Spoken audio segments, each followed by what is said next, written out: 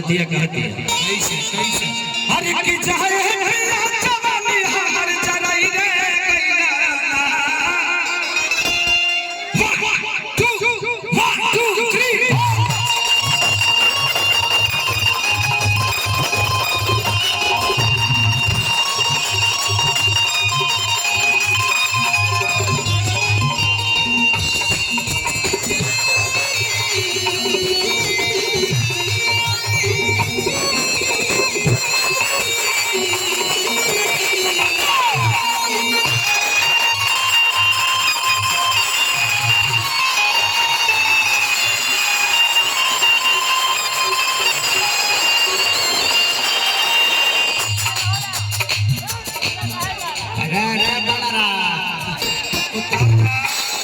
दोसर जगह ना मिलल है, चल गए ऊपर, अब चढ़िए गए तो ऊपर ऊपर निकल जा अंतरिक्ष में, रॉकेट खाली लॉन्च हो जा अंतरिक्ष में जा।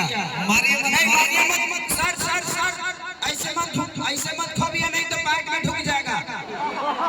हाँ वो बांस है, उसको क्या पता है कि पैट के अंदर क्या है, जिसके में जाएगा उसको पता है ना कि पैट के अंदर क्या है। प्लीज बांस मत ढुकाइए उधर, कहीं मुंह में ढुक जाएगा। हर की चाहे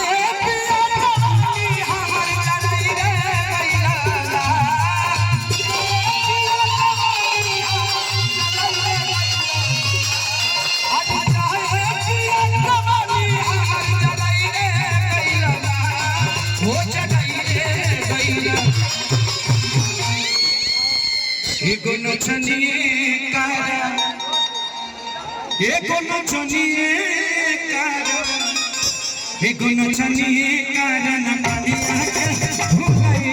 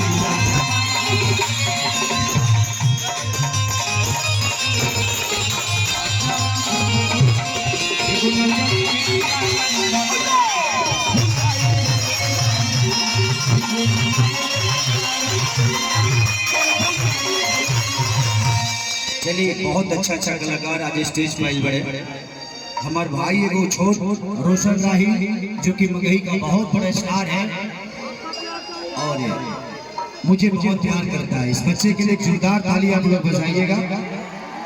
आने वाला भविष्य है, मगही का बहुत बड़ा स्टार और ईश्वर ऐसा ही बढ़ाता रहे। धनंजय शर्मा जो कि बहुत प्यारे कलाकार हैं, हमारी बहुत अच्छी कलाकार सोना सिंह जी आई हैं। दिल से आभार प्रकट करता हूँ कि ऐसे ही सोना जी को सोना की तरह रखिए आप लोग। जिस तरह इंसान सोने को सहज के रखता है वैसे ही आप हैं, ईश्वर ऐसे ही आपको सोने की तरह चमकाते रहे।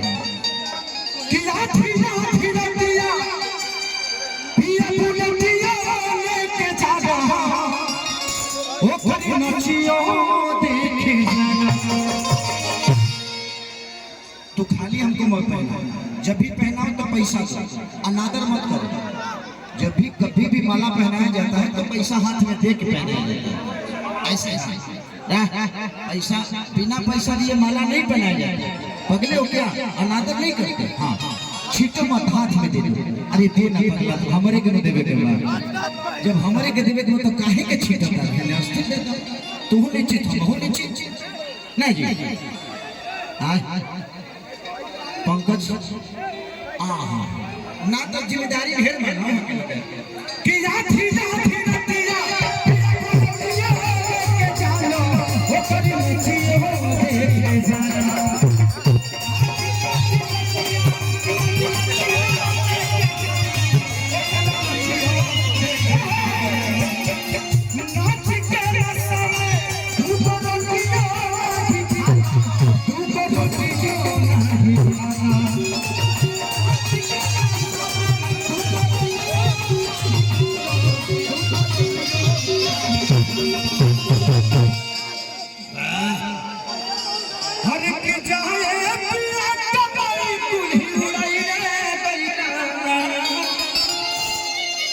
बुढ़ई रे गई